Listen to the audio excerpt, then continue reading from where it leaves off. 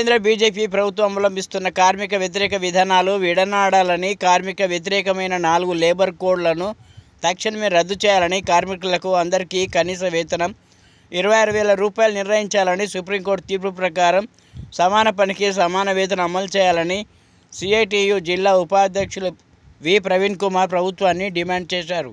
ఈరోజు CIT all India committee పిలుపు మేరకు ఆల్ ఇండియా డిమాండ్స్ డే సందర్భంగా స్థానిక సిఐటియు ఆఫీస్ నుండి ఎంఆర్ఓ ఆఫీస్ వరకు భారీ ర్యాలీ నిర్వహించి తహసీల్దార్ కార్యాలయం ముందు ధర్నా చేసి తహసీల్దార్ గారికి వినతిపత్రం సమర్పించడం జరిగింది.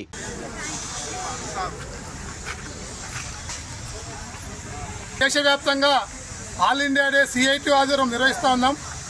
ఈరోజు పెద్ద ఎత్తున దేశంలో ఉన్నటువంటి కార్మిక వర్గము, శ్రమించే వర్గం మొత్తం కూడా డిమాండ్స్ డేగా ఈరోజు ప్రభుత్వానికి మేము డిమాండ్ చేస్తూ ఉన్నాం.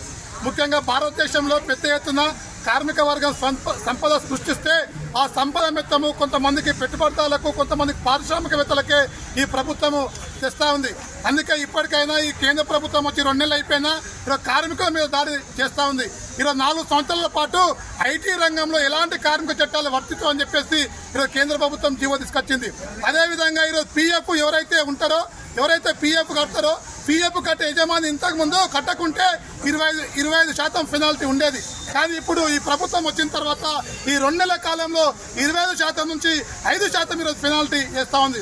అంటే రేపు రాబోయే కాలంలో పీఎఫ్ కంపెనీ యజమానులు కానివ్వండి, కంపెనీ కాంట్రాక్టర్లు కానివ్వండి కట్టే పరిస్థితి లేదని చెప్పేసి కూడా స్పష్టంగా అర్థమవుతా ఉంది.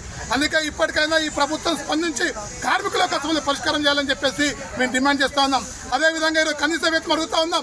ఈరోజు చట్ట ప్రకారంగా, రూల్ ప్రకారంగా ఈరోజు సమాజంలో పెరుగుతున్న ధరలకు అనుగుణంగా కనీస వేతనం 26,000 ఇవ్వాలని చెప్పేసి డాక్టర్ ఆక్టర్ ఫార్మా చెప్తున్నా ఈ ప్రభుత్వాలు అమలు జరపట్లేదు.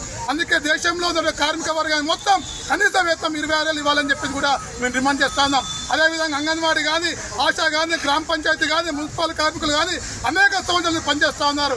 పనిచేసే కార్మికులకు ఈరోజు కనీసం అమలు కావట్లేదు. పర్మనెంట్ లేదు, కాంట్రాక్ట్ సిస్టమ్ అమలు చేస్తా ఉన్నారు, ఈఎస్ఐ లేదు, పీఎఫ్ లేదు. అందుకే అందరు కార్మికులకు పర్మనెంట్ చేయాలని చెప్పేసి కూడా ఈ సందర్భంగా ప్రభుత్వాన్ని డిమాండ్ చేస్తా ఉన్నాం.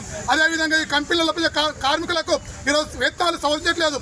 దాదాపు 15 ఏళ్ళైనా 20 ఏళ్ళైనా ఈ ప్రభుత్వం వచ్చిన తర్వాత అంతకుముందున్న ప్రభుత్వం కూడా ఈరోజు వేతనాలు పెంచట్లేదు. అందుకే వేతనాలు పెంచాలా, జీవోలు ఈరోజు తీసుకురావాలని చెప్పేసి కూడా మేము ప్రభుత్వాన్ని డిమాండ్ చేస్తా ఉన్నాం. ఇప్పటికైనా రాష్ట్ర ప్రభుత్వమైనా, కేంద్ర ప్రభుత్వమైనా కార్మికుల గురించి ఆలోచించి కనీస వేతనం 26,000 ఇవ్వాలని చెప్పేసి ఈ సందర్భంగా ప్రభుత్వాన్ని డిమాండ్ చేస్తా ఉన్నాం.